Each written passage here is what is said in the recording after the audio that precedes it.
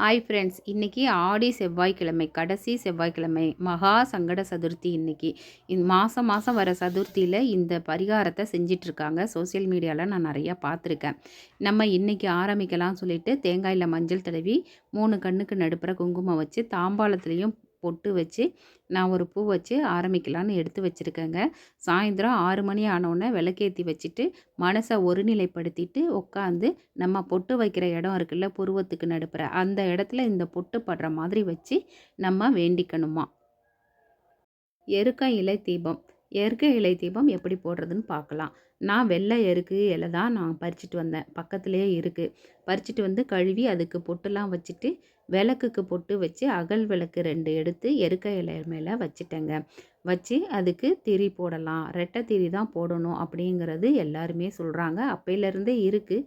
நான் சில பேருக்கு தெரியும், சில பேருக்கு தெரியாது. 2 திரி போட்டால் ரொம்ப மொத்தமாக இருக்கும். எண்ணெயும் நிறையா செலவாகுங்க. அதே ஒரு திரியை 2ஆ பிரித்து இந்த மாதிரி அந்த நுனியில் கசக்கிட்டு போட்டிங்கன்னா ரெட்டை திரியாகவும் இருக்கும்.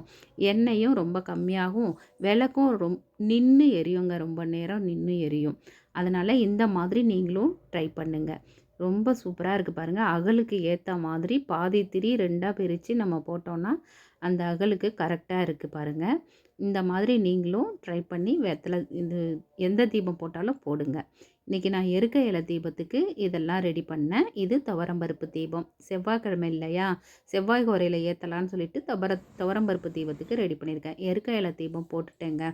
ஓகே ஃப்ரெண்ட்ஸ், மகா சங்கட சதுர்த்தியில் நம்ம எருக்க இலை தீபம் போடலையேன்னு ஃபீல் பண்ணாதீங்க. அடுத்த மாதம் வர்ற சங்கடகர சதுர்த்தியில் நீங்கள் தீபம் போட ஆரம்பிக்கலாம். வெள்ளை எருக்க இலையில தான் தீபம் போடணும்னு இல்லைங்க. எந்த எருக்க இலையில வேணாலும் நீங்கள் தீபம் போடலாம்.